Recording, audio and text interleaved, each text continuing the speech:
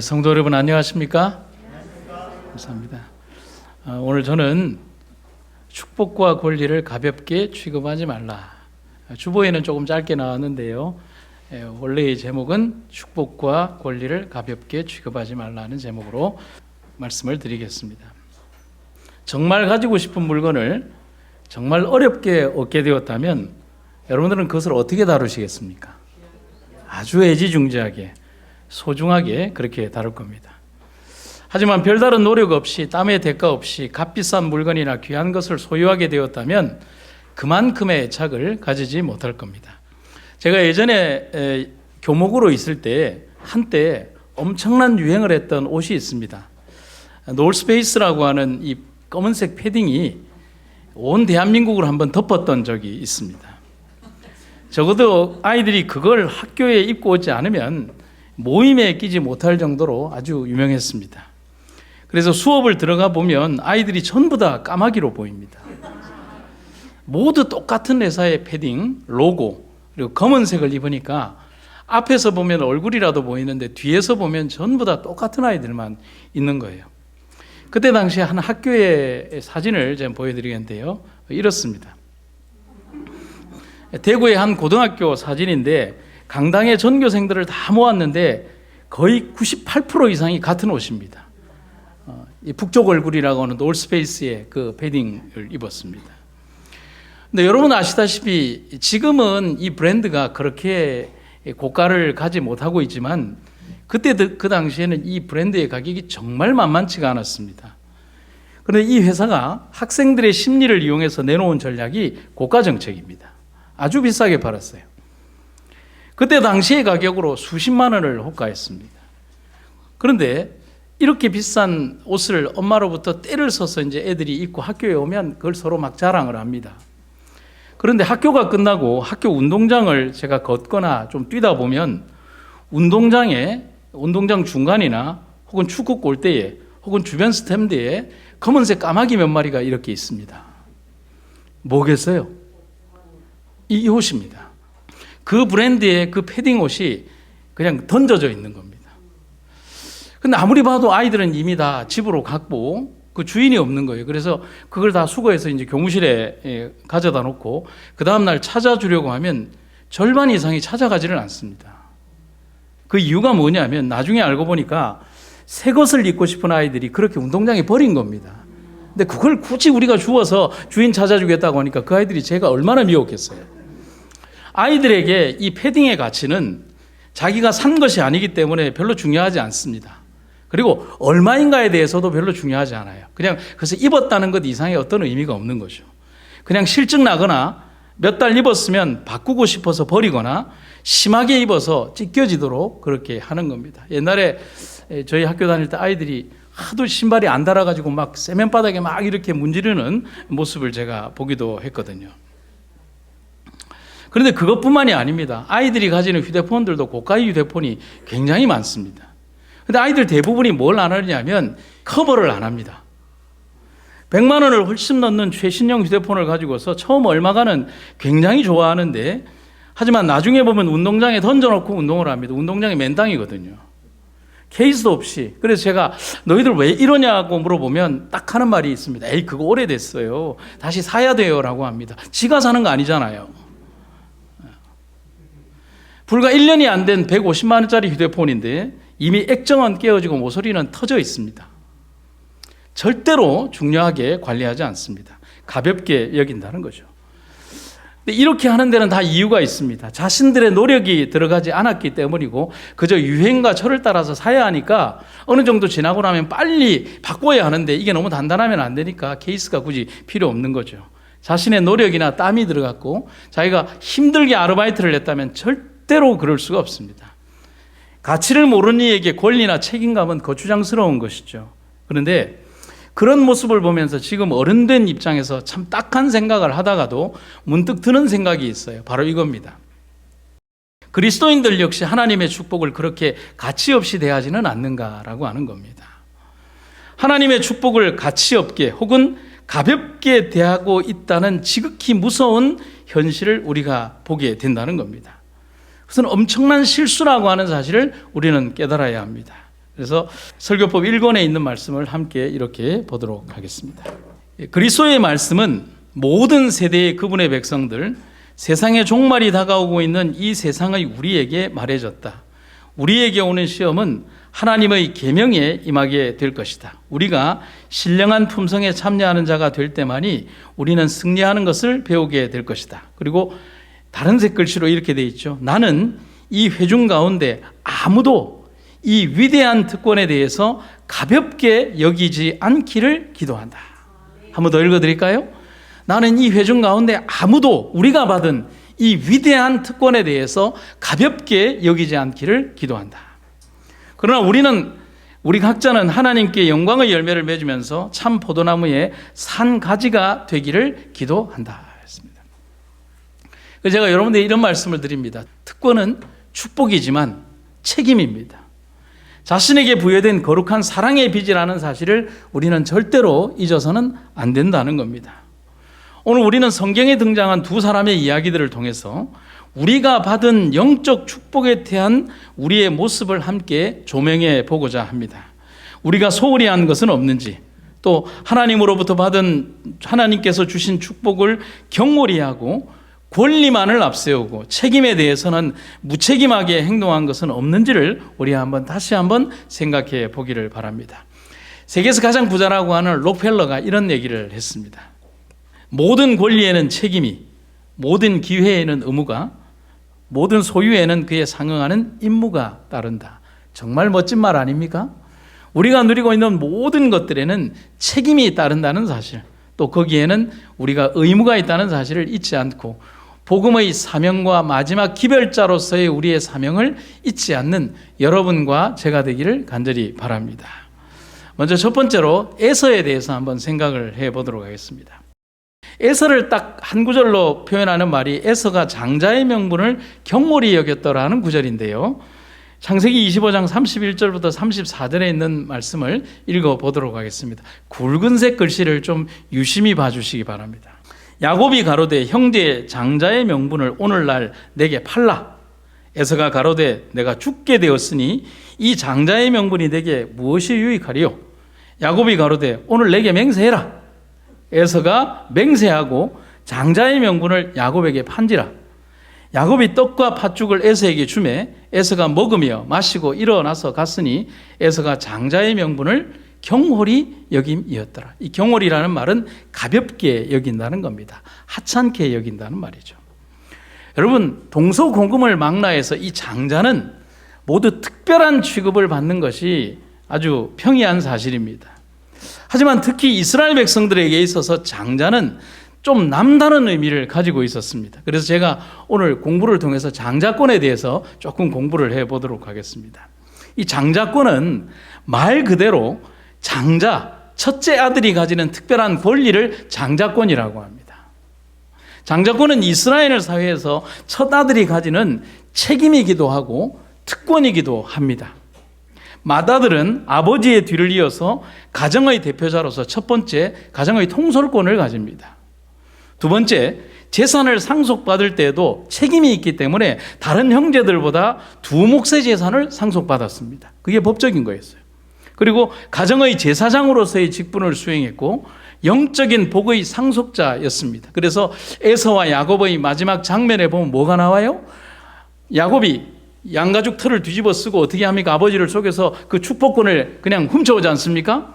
에서가 뭐라고 얘기합니까? 아버지 나에게 빌어줄 복이 남아있지 않습니까? 라고 하는 것입니다. 그 축복권이 바로 여기에 해당이 되는 겁니다. 그런데 이 장자권은 당연히 장자의 권리이지만 이동이 가능했습니다. 참 희한하죠? 물건이 아닌데 이동이 가능했습니다. 특별히 성경에 나오는 두 가지의 장자의 이동의 이유를 보시면 첫 번째, 에서처럼 장자권을 동생에게 파는 경우 가능합니다. 두 번째는 나쁜 성품이나 죄로 인해서 장자권이 몰수되기도 했습니다. 지금 여러분들이 보시는 이 사건은 뭐냐면 르우벤의 죄로 인해서 장자권이 요셉에게로 간 사건입니다. 그것을 기록을 하고 있는 거죠. 장자권이 사라졌어요. 그러면 장자에게는 어떤 책임이 있느냐? 장자는 부모를 보양해야 합니다. 아버지가 돌아가신 후에는 아버지 대신해서 가족을 부양할 책임이 있었습니다. 그래서 장자나 짐승의 첫 새끼는 누구에게 속한 것이다? 장자는 하나님께 속한 것이다. 그래서 짐승이 나면 하나님께 돌렸고 장자는 은 5세겔로 대속전을 치러야 했습니다. 그러니까 장자의 의미가 굉장히 컸죠. 그런데 이것이 단순히 어떤 물질적이고 물리적인 어떤 계통적인 것만을 얘기하는 것이 아니라 장자권에는 영적 의미가 더 컸다는 사실이죠. 몇 가지를 보면 이렇습니다. 이스라엘은 하나님의 장자라고 했습니다. 아멘이죠? 그런데 그리스도는 만물의 장자라고 했습니다. 역시 아멘입니까? 그런데 더 아멘은 이거죠. 그리스도인도 하나님 나라의 기업을 이을 장자라고 했습니다. 그래서 장자라는 개념은 단순히 혈통적 의미가 아니라 하나님의 영적 계보를 이어가는 정말 중요한 영적 계통의 통로를 말하는 것입니다. 엄청나게 중요한 거예요. 여러분 한번 상징적으로 생각을 해보죠. 애굽에 내린 10개의 재앙 가운데 10번째 재앙이 뭡니까? 그렇죠? 장자의 죽음이에요. 여러분 의미가 있을까요? 없을까요? 엄청난 의미가 있는 겁니다. 왜 하나님께서 10번째 재앙을 장자의 징벌, 유월절의 의미 속에 장자의 징벌을 두셨는가를 우리는 생각을 해봐야 하는 겁니다. 그래서 출애굽 당시에 애굽에 내린 마지막 재앙이자 이 마지막 10번째 재앙 하나로 애굽이 일순간에 무너지고 강팍했던 바로의 마음이 산산조각이 납니다. 그리고 출애굽의 도정을 시작하게 만든 재앙이 장자의 죽음이었던 것을 생각하면 애굽에 내린 장자의 죽음이 가지는 의미가 애굽뿐만 아니라 이스라엘 백성들 모두에게 얼마나 그 충격파가 컸을까를 여러분 생각해야 하는 것입니다. 몇 주 전에 읽어드렸던 예언의 신의 글귀에 보면 이스라엘 백성들이 하나님께서 말씀하신 대로 양을 잡고 문 임방과 솔주에 피를 바르고 양 고기를 먹으면서 사랑하는 그 아들 장자를 끌어안고서 죽음을 든 칼의 천사가 그들의 집 문을 넘어가기 위하여 그냥 경계하는 마음으로 떨리는 마음으로 그 밤을 뜬 눈으로 지새웠다는 그 구절 제가 읽어드린 게 기억나시죠? 그렇게 되어 있는 것입니다. 상상할 수도 없고 상상하기도 힘든 일이 이스라엘 진영에서 일어났고 애굽의 진영에서는 결과로 나타났다는 사실입니다. 그런데 그렇게 중요한 이 장자권에 대해서 지금 두 사람 야곱과 에서는 이렇듯 중요한 직분의 장자권을 말도 안 되는 거래로 매매하고 있다는 겁니다. 교활한 야곱은 주도 면밀하게 계산을 했어요. 여러분 성경을 그냥 보시면 안 돼요. 야곱이 정확하게 형의 동선을 계산을 했습니다. 형이 언제쯤 사냥을 갈 것이다? 열심히 뛰어다니다 보면 배고플 것이다? 이리로 돌아올 것이다? 배고파 죽으려고 할 것이다. 목마를 것이다. 형이 뭘 좋아할 것이다. 교활한 야곱은 주도 면밀하게 계산을 해서 형의 동선을 미리 생각해서 배고픈 상태를 이용했고, 그리고 더 심각한 것은 아무런 생각이 없던 에서는 이 장자의 권리를 팥죽 한 그릇에 그냥 팔아버리는 거예요. 그건 뭐 중요한 게 아니에요. 여러분 이 거래가 좀 우스꽝스러워 보이지 않습니까? 그런데 우스꽝스러울 수가 없는 게 문제는 이 거래의 무게가 너무 무겁다는 겁니다. 이 거래의 무게를 무겁게 한 게 맹세라는 단어가 등장을 합니다. 한번 보시죠. 야곱이 가로되 오늘 내게 뭐 해라? 맹세해라. 그런데 뭐 합니까? 에서가 맹세하고 장자의 명분을 야곱에게 팔았다. 여러분 그냥 하찮게 생각할 수 있는 형제 간의 농이요, 농으로 끝나지 않는 거예요. 겨우 팥죽 한 그릇 주면서 맹세를 요구하는 야곱이나 팥죽 한 그릇으로 허기진 배를 채우려고 맹세까지 하고 팥죽 한 그릇을 먹는 그의 모습이 불쌍하고 안타깝다는 겁니다. 그런데 다음 장면의 행동에 에서의 문제가 더 큰 문제가 보입니다. 한번 보시겠습니다. 야곱이 떡과 팥죽을 에서에게 주매 에서가 먹으며 마시고 일어나서 갔다. 그럼 지금 이 행동에 뭐가 보입니까? 아무 생각이 없어요. 제가 애섭니다. 야, 팥죽 한 그릇 줘. 맹세해라. 나 맹세할게. 빨리 줘. 팥죽이 좋습니다. 그리고 뭐 다른 것도 좋습니다. 먹고 아유 이렇게 하는 거예요. 고민하는 게 전혀 없어요. 아무 생각도 안 해요. 자기가 지금 뭘 줬는지에 대해서 아무런 생각이 없어요. 한 5분 정도 될까요? 우리 한국 사람들 이렇게 뭐 밥 이래 쑥쑥 말아 먹고 국 한 그릇 먹으면 5분이면 다 끝나잖아요. 그냥 들이키고 간 그의 행동 뒤의 기록입니다. 그래서 창세기 25장 35절에 보면 이렇게 기록하고 있습니다. 에서는 이와 같이 장자권을, 자기의 장자권을 어떻게 해요? 업신여겼더라. 여러 번역본에 보면 이렇게 되어 있어요. 경홀히 여겼다, 가볍게 여겼다, 심지어 여기에는 업신여겼다라고. 여러분, 이 광경에 대해서 영감의 기별은 이렇게 기록을 하고 있습니다.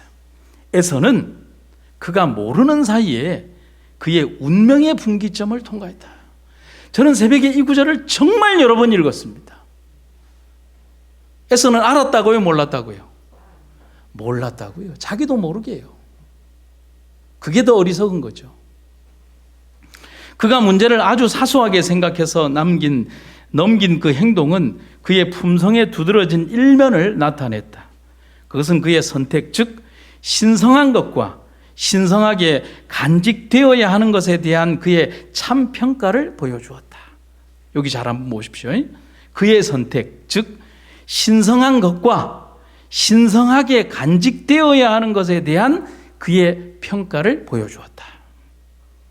그는 장자권을 현재의 아주 작은 요구를 충족시키기 위하여 팔아버렸으며 이것은 그의 생애의 방향을 결정하였다. 여러분, 우리도 삶에서 정말 두려운 것은 내가 이런 거래를 하는 것은 아닌가를 정말 고민해야 합니다. 알지도 못하는 사이에 말입니다. 우리에게 주신 삶의 축복은 뭐와 더불어 주어졌냐면 거룩한 사명과 함께 축복이 주어졌습니다. 다시 한번 말씀드립니다. 우리에게 주신 하나님의 축복은 사명과 함께 주어졌습니다. 아멘입니까? 아멘. 기억하셔야 돼요. 고귀한 직분 역시 사명과 함께 주어졌습니다. 하지만 우리는 부르신 분의 기대와는 달리 거룩한 장자의 직분처럼 우리에게 주어진 사명과 소명을 세상의 즐거운 많은 일들과 가차없이 바꾸어 버리는 누를 범하고 있지는 않은지를 생각해 봐야 하는 것입니다. 여러분, 우리가 어떠한 사람입니까? 우리가 어떤 사람이에요? 사도는 우리에게 우리가 가진 거룩한 소명, 또 우리가 어떤 사람인가에 대해서 이렇게 말을 합니다. 너무 중요한 말이죠. 그런데 제가 이걸 다른 번역본에서 한번 읽어드립니다. 여러분은 하나님께서 택하신 족속이요, 왕같은 제사장들이요, 거룩한 나라요, 하나님의 소유가 된 백성들입니다. 그렇게 된 것은 여러분을 죄악의 어둠에서 풀러내어 자신의 놀라운 구원의 빛 가운데로 인도하신 그분의 은혜를 여러분들로 하여금 널리 뭐 하도록? 찬양하도록 하기 위해서입니다. 그래서 제가 방금 여러분들과 함께 읽었던 이 마지막 부분, 여러분들로 하여금 널리 찬양하도록 하기 위해서입니다 하는 이 부분을 다른 번역본으로 제가 몇 구절을 함께 찾아보는데 우리를 그렇게 존귀하게 부르신 이유가 명확하게 드러납니다. 이렇게 나와요. 개역 성경에 아름다운 덕을 선전하게 하려 한다. 현대인 번역에 하나님을 널리 찬양하도록 하기 위한 것이다. 새한글 번역에는 뛰어난 하나님의 일을 여러분이 힘껏 뭐 하도록? 알리도록 하는 일이다. 여러분, 이 모든 하나님의 축복에 사명이 담겨 있다는 사실입니다. 곧 우리를 부르시고 축복을 주시며 우리의 위치를 저토록 거룩하게 만드시고 하늘의 장자로 부르신 것은 바로 우리가 해야 할 사명이 있음을 말해주는 것입니다. 사랑하는 성도 여러분, 우리는 이 역할에 소홀해서는 안 됩니다. 하지만 우리의 삶이 과연 소홀하지 않고 정말 충성된 삶을 살고 있는지에 대해서 우리 한번 오늘 깊이 생각하는 하루가 되기를 간절히 바랍니다. 축복은 원하는데 책임은 외면하며 사는 것은 아닌지, 하나님으로부터의 은혜는 구하는데 우리가 해야 될 사명은 외면하며 사는 것은 아닌지, 주님 가라는 대로 가겠습니다 라고 말은 하면서 저 자는 아닙니다 라고 얘기하는 것은 아닌지, 그런 것과 같은 거 아니겠습니까? 제가 예전에 여러분들에게 읽어드렸던 글 가운데 참 위대한 교부죠. 토마스 아 캠피스의 그리스도를 본받아라고 하는 그 구절이 있는데 제가 다시 한번 읽어드리겠습니다. 예수님과 그 천국을 사랑하는 사람은 많이 있지만 이 땅 위에서 예수님의 십자가를 지고자 하는 사람은 매우 적습니다. 주님의 위로를 받고자 하는 사람은 많이 있으나 그와 함께 고난을 받고자 하는 사람은 거의 없습니다. 그와 함께 만찬을 나누고자 하는 사람은 많으나 금식을 같이 하고자 하는 사람은 많지 않습니다. 그분과 더불어 기쁨을 누리고자 하는 사람은 많지만 그를 위하여 기꺼이 괴로움을 참고 인내하고자 하는 사람은 적습니다. 떡을 나누는 일에는 많은 군중들이 모이지만 고난의 쓴 잔을 마시고자 하는 사람은 거의 없습니다. 많은 사람들이 그분의 기적에 경탄하지만 십자가의 고통과 수치를 함께 하려는 사람은 거의 없습니다. 여러분, 저를 포함한 많은 그리스도인들이 천국이 주는 화려한 불빛과 영광을 바라보고 예수님을 따르려고 합니다. 하지만 여러분 기억하십시오. 우리에게 약속된 천국은 고난 뒤에 이르러 오는 영광이고 고통 뒤에 얻게 되는 면류관이고 죽음 뒤에 얻게 되는 영생이라는 사실을 우리는 분명히 기억해야 한다는 사실인 것입니다. 아무것도 하지 않고 우리 삶에 어떠한 희생이나 우리 삶에 어떠한 노력이나 우리 삶에 어떤 열정도 없이 그저 축복의 열매만을 얻으려고 하는 우리들의 삶이 된다면 우리는 정말 불행한 삶으로 전락될 수도 있다는 사실입니다. 여러분, 오늘 우리가 보는 에서는 과연 누구일까요? 누구를 상징하고 있을까요? 저는 영감의 글에서 한번 답을 봅니다. 에서는 과연 누구일까?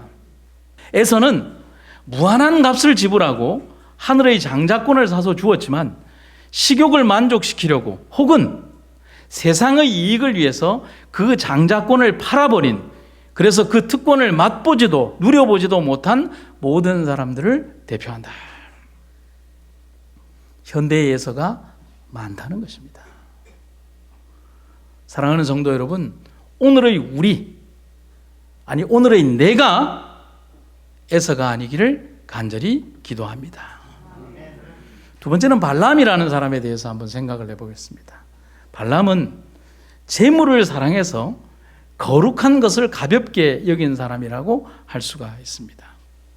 여러분, 민수기에 등장하는 이 발람을 하나님의 선지자로 착각하는 경우가 있습니다. 하지만 발람은 하나님의 선지자가 아니라 이방인 점쟁이 무당입니다. 그래서 발람은 히브리 말로 이방인이라는 뜻이 있고요, 탐닉자, 탐욕자. 그런데 진짜 재밌는 뜻은 뭐냐면 백성을 망하게 하는 자. 그래서 이 발람이라는 이름이 그의 본명이라기보다는 성경학자들은 후일에 이스라엘 백성들이 그를 기억해서 이 이름을 지어준 것이 아닌가. 왜냐하면 아버지가 자기 아이 이름 지어주면서 망할 놈이라고 지어주는 사람은 없잖아요. 그런데 이 발람이라는 이름의 뜻이 망하는 사람이라는 뜻이니까 아무래도 그렇게 성경학자들이 보고 있는 겁니다.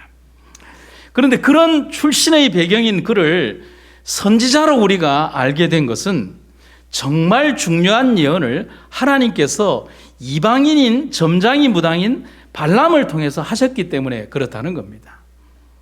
모압 왕 발락은 진군에 오는 이스라엘 백성들을 저주하기 위해서 점쟁이인 발람을 아주 고가의 돈을 주고 고용을 합니다. 뭐 해달라고요? 저주해달라고. 너 신통하지 않느냐? 사수를 부려서 좀 저주해달라고 합니다. 그런데 그는 굉장히 많은 돈을 받고도 그렇게 저주하지를 못합니다. 그런데 할 수가 없습니다. 하나님이 그에게 그런 기별을 주시지 않았기 때문인 겁니다. 그런데 참 희한한 건 우리가 민수기에 등장하는 이 발람의 이야기를 보면 이 발람의 마음은 어떻게든지 저주하고 좀 더 많이 받아가고 싶은데 할 수가 없는 거예요. 하나님께서 이 입술을 주장하고 계시니까.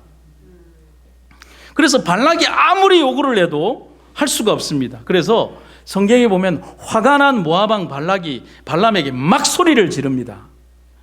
그러자 발락이 발람에게 따졌다. 아니, 당신은 지금 뭘 하고 있는 거야? 나는 내 원수들에게 저주를 퍼부어 달라고 당신을 이리로 모셔오지 않았소. 그런데 도리어 복을 빌어주고 있으니 참 기가 막힐 노릇이군요. 발람이 대답했다. 어쩔 수 없습니다. 나는 주께서 내 입에 담아주시는 말만 할 수 있을 뿐입니다. 여러분, 이런 시도가 3번이나 있었습니다. 그리고 나중에는 장소를 옮기면 좀 될까 싶어서 장소를 옮겨가며 시도를 했지만 결과는 동일했다는 사실을 계속 축복의 말밖에 안 하는 겁니다. 결국 이스라엘을 위한 축복과 대적들에 대한 오히려 저주를 하고 난 다음에 발람은 자기 집으로 돌아갑니다. 민수기 24장 25절이 그렇게 끝납니다. 발람이 자기 집으로 돌아갔다. 이렇게 끝납니다. 그런데 민수기 25장에서 이상한 사건이 발생을 합니다. 발람은 어떤 짓도 안 하고 갔다고 돼 있어요. 기록이 없어요. 어떤 일이 벌어지느냐? 그 다음 장에서 이스라엘 백성들이 시딤에 머물러 있을 때 모압 여자들과 음행하기 시작합니다. 그런데 하나님께서 모세를 통하여 이스라엘 백성들이 광야에서 생활할 때 여자들을 화려하게 하는 단장품을 제거하라고 했습니다. 그렇죠? 여러분, 성소에 쓰는 놋거울이 뭐로 만든 거죠? 아십니까? 놋거울. 놋대야. 성경에 보면 이렇게 되어 있습니다. 성전에서 수종드는 여인들의 거울을 녹여서 만든 겁니다. 자기 몸에 단장을 하지 말라는 거예요. 영적 단장을 하라는 겁니다. 그래서 화려하게 몸을 치장하지 말고 꾸미지 말라고 했어요. 그래서 광야 시절의 단장품을 제거하고 정숙하게 생활했던 이스라엘 여성들은 아주 수수하지 않습니까? 그런데 그런 여성들에 비해서 이 모압 여자들은 매력적이기가 이를 데가 없는 거예요. 그래서 이방 여인들 앞에서 이스라엘 남자들이 여지없이 무너지기 시작하는 것입니다. 너무 화려하고 예쁘거든요. 분냄새 나고 예쁘고 화려하고 자기들을 유혹하고 마침내 이스라엘 진영에 온통 음란의 물결이 휘몰아칩니다. 그리고 이스라엘 백성들이 남자들이 혹할 수밖에 없었던 것은 뭐냐면 모압의 신들, 이방의 신들은 신을 섬길 때 음란한 행위를 합니다. 그러니까 얼마나 좋겠어요. 그래서 이방 신의 제사에 참석해서 우상에게 절하는 일과 우상을 섬기는 일들이 벌어지는 겁니다. 그래서 하나님께서 진노하시고 이스라엘 진중에 연병이 들게 하셨습니다. 물론 아론의 손자 비느하스의 의분으로 위기에서 벗어나기는 했지만 이 일로 연병으로 죽어간 이스라엘 백성들의 숫자가 24,000명입니다. 그러면 어떻게 해서 이런 일이 벌어졌을까? 분명히 발람은 저주하지 않고 갔는데 그 다음 장에서 이스라엘 백성들이 갑자기 범죄하게 되는데 모압이 어떤 일을 한 것인가? 민수기 31장 16절에 답이 나옵니다. 보라, 이들이 누구의 꾀를 쫓아? 발람의 꾀를 쫓아 이스라엘 자손으로 부올의 사건에 여호와 앞에 범죄케 하여 여호와의 회중에 연병이 일어나게 하였느니라. 무슨 말이냐면 발람은 자신의 입으로 저주는 할 수 없지만 이스라엘을 무너뜨릴 방법을 비책으로 가르쳐 준 겁니다. 몰래. 발람은 두 번째 귀족들이 방문을 했을 때 이미 하나님을 나의 하나님으로 고백하고 있습니다. 하지만 그는 하나님을 온전히 영접하지는 못했어요. 그에게는 한번 따라해 보실까요? 그에게는 발람에게는 은과 금이 하나님보다 더 중요했습니다. 이것이 분명히 내가 하나님을 믿고 있으면서도 범죄할 수 있는 하나의 요소가 되었던 겁니다. 그래서 그는 하나님께서 가장 싫어하는 것이 무엇인지를 알았습니다. 그리고 이스라엘 백성들을 어떻게 하면 범죄케 하는가에 대해서도 정확하게 알고 있었어요. 그래서 발락에게 그런 지혜를 준 것입니다. 음란과 우상. 물론 발람은 그런 지혜를 주면서 꾀를 주면서 엄청난 재물을 받아갔습니다. 하지만 이 과정에 이 모든 과정 이전에 하나님은 여러 번에 걸쳐서 발람에게 기회를 주셨습니다. 특별히 여러분 오늘 민수기 22장을 읽어보시면 정말 재미있는 구절이 나옵니다. 민수기 22장에서는 미물인 당나귀의 입을 통해서 이 발람에게 경고하시는 장면이 나옵니다. 여러분, 이 장면을 제가 아주 짧게 함축해서 말씀을 드리면, 좁은 골목길을 가는데 당나귀가 눈이 열려서 뭘 보느냐 하면 앞에 칼을 든 천사를 본 거예요. 그 당나귀는 무서워하는데 발람은 못 보는 거예요. 그래서 당나귀가 무서워서 이렇게 고개를 돌리고 이렇게 확 주저앉아 버리니까 발람이 화가 나서 채찍을 내리고 막 당나귀를 몇 번을 때리냐면 3번을 때리는 것입니다. 그때 하나님께서 당나귀의 입을 열어줍니다. 그때 당나귀가 뭐라고 그러냐면 너 왜 때리냐? 현대식으로 제가 말씀드려요. 너 왜 때리냐? 그러고 와서 그 뒤에 뭐라고 얘기를 하냐면 내가 너한테 언제 이런 적이 있더냐? 그 뒤에 숨겨진 말은 말이야. 좀 앞에를 봐라. 중간에 이 사건을 다 생략하고 나중에 천사가 발람에게 이런 얘기를 합니다. 너 나귀가 엎드리지 않았다면 너는 죽었다라고 했습니다. 그때 발람은 회개했다고 했습니다. 그런데 여러분, 회개는 영속적이지 않습니다. 우리가 삶의 경험에서 얻는 회개의 경험을 일상의 생활 속에서 계속 이어가지 못하면 한 번의 경험으로 끝나는 겁니다. 여러분, 착각하시면 안 돼요. 따라하세요. 어제의 믿음으로 오늘을 살려고 하지 마십시오. 어제 밥 먹었다고 오늘 아침 안 먹는 거 아닙니다. 그거와 똑같은 거예요. 왜 신앙인들은 어제 밥 먹었다고 오늘 배부르다고 생각하십니까? 아버지 배부른데 아들이 배부릅니까? 아니잖아요. 발람의 그때의 회개는 순간적이었을 뿐 그는 자신에게 부여된 고귀한 가치, 곧 은사를 가치 없게 저버렸습니다. 그러나 민수기 31장 8절에 보면 발람은 행복하지 않습니다. 발람은 이스라엘 백성에게 잡혀서 죽임을 당하는데 발람이 칼에 죽임을 당했다는 기록이 민수기 13장 22절에 이렇게 기록이 되어 있습니다. 이스라엘 사람들이 전투에서 적들을 죽일 때 부올의 아들로서 점을 치던 발람도 칼로 쳐서 죽였다. 왜냐하면 이스라엘 백성들을 범죄케 한 장본인이잖아요. 그래서 오랜 시간이 지난 후 베드로는 이 발람의 교훈을 이 베드로서에서 이렇게 기록을 하고 있습니다. 옳은 길을 버리고 잘못된 길에 빠진 이들은 발람의 길을 그대로 밟고 있습니다. 부올의 아들 발람은 나쁜 방법으로 얻은 재물에 눈이 어두워져 있었습니다. 그러나 발람은 자기가 저지른 죄 때문에 꾸지람을 받았습니다.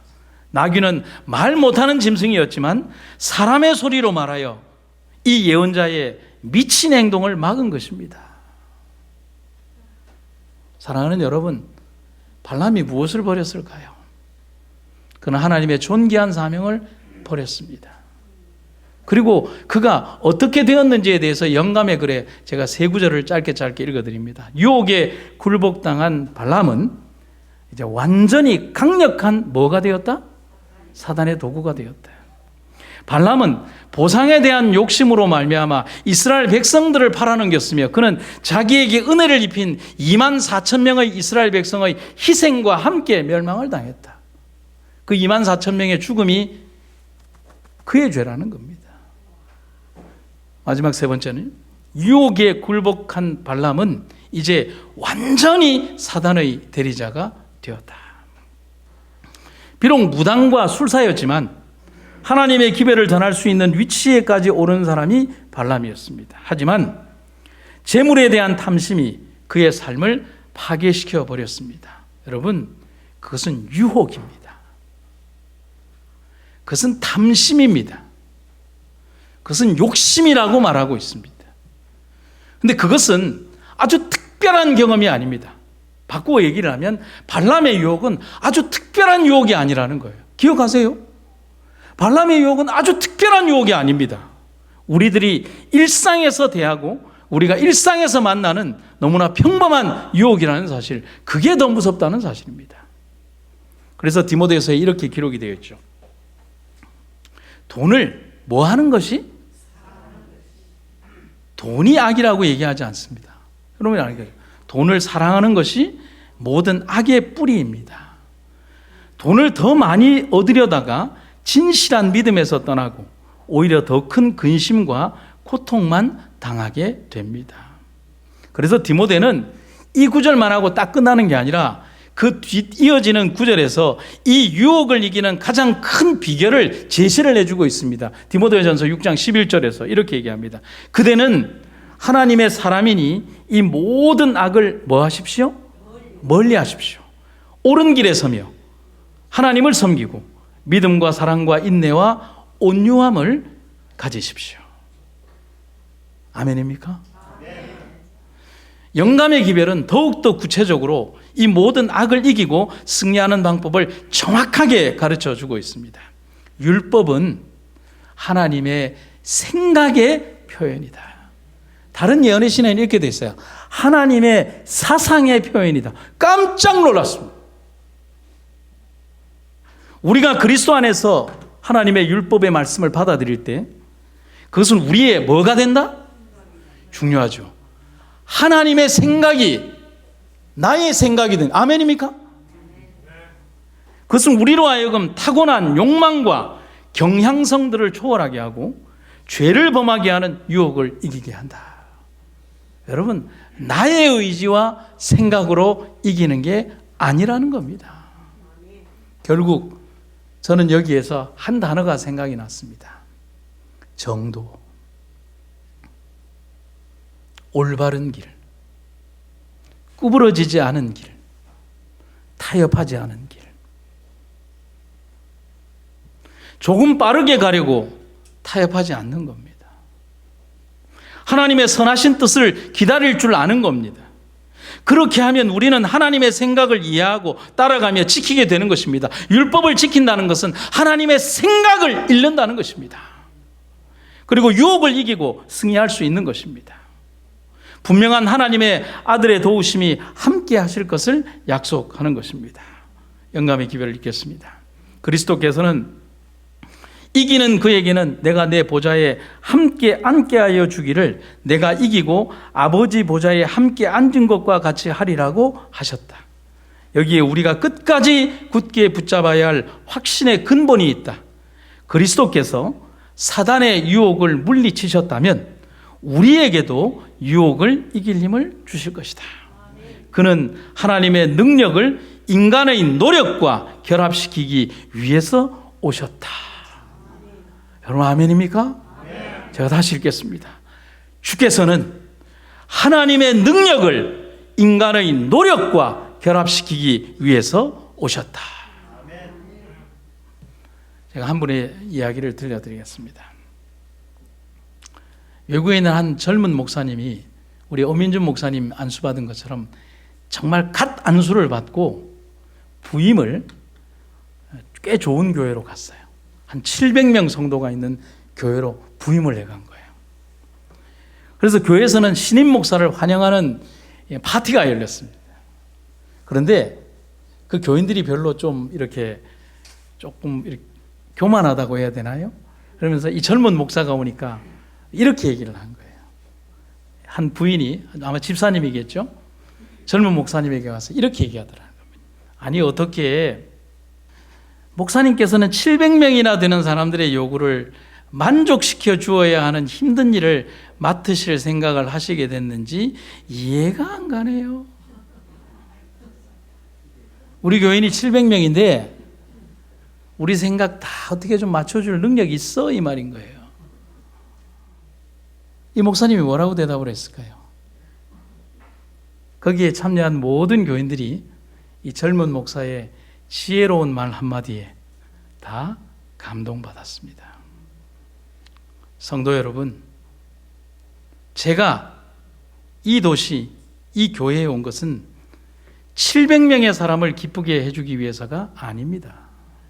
나는 단 한 분만을 기쁘게 해드리기 위해서 온 것입니다. 그분이 기쁘시기만 하다면 나머지 모든 것들은 저절로 잘 될 것입니다.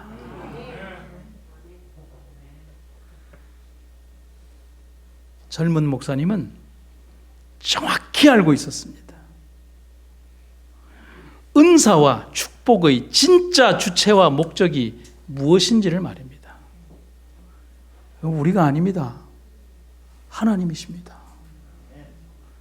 그분을 기쁘시게 하는 일입니다. 나를 기쁘게 하는 게 아닙니다. 그분이 진정한 목적이 되어야 됩니다. 그것을 안다면 우리는 우리에게 주어진 모든 축복을 결코 애써나 발람처럼 그렇게 가볍게 여기지는 않을 겁니다. 사랑하는 성도 여러분, 마지막 영감의 기별로 제 설교를 마무리합니다.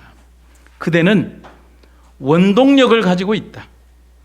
그것이 녹슬어 버리지 않도록 하고 전적으로 하나님께 바쳐지게 하라. 하나님께서는 성화되어 그분의 영광을 위하여 활용되도록 그대에게 재능과 능력들을 부여하셨다. 주께서 쓰실 것이다.